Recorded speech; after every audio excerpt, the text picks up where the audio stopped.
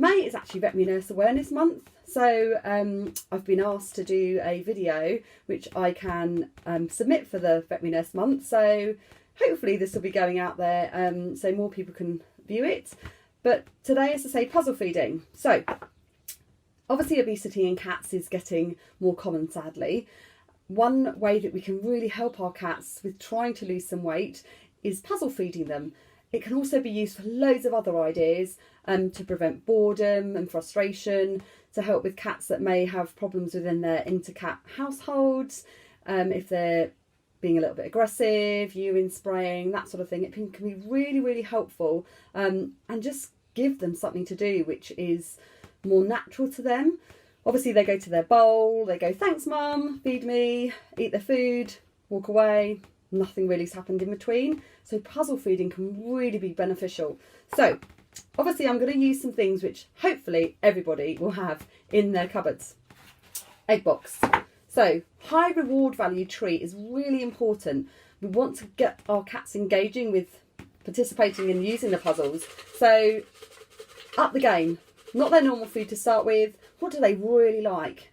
Bits of cooked chicken, bits of flaked fish. Only very small amounts because we don't want them to put on more weight. So egg box. To start with, to get them used to getting the food out, we could just put it in the big section.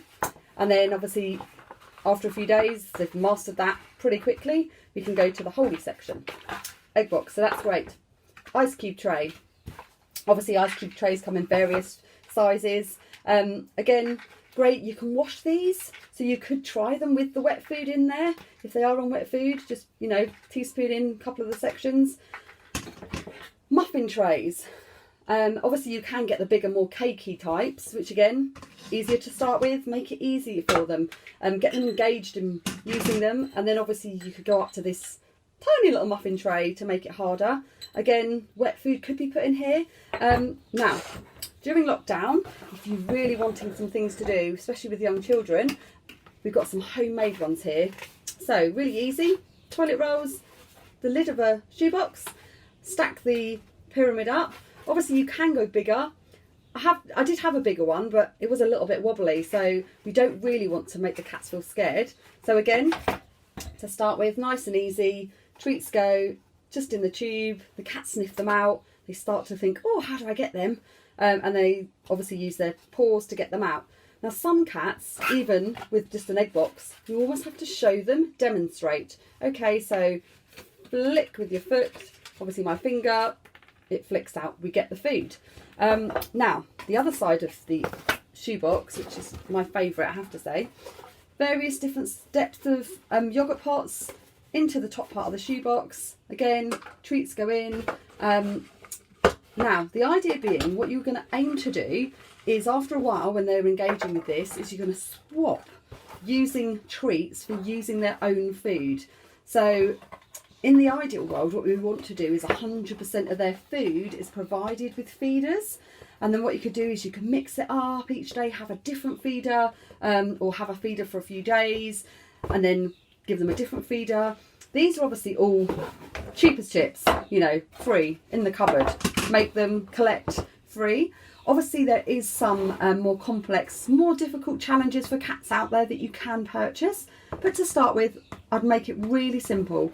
We want to get them engaging. We want them to feel that they're seeking out their prey. They're using their mind, their cognitive mind to, oh, how do I get that food? I really want it. Oh, okay, I need to work a little bit.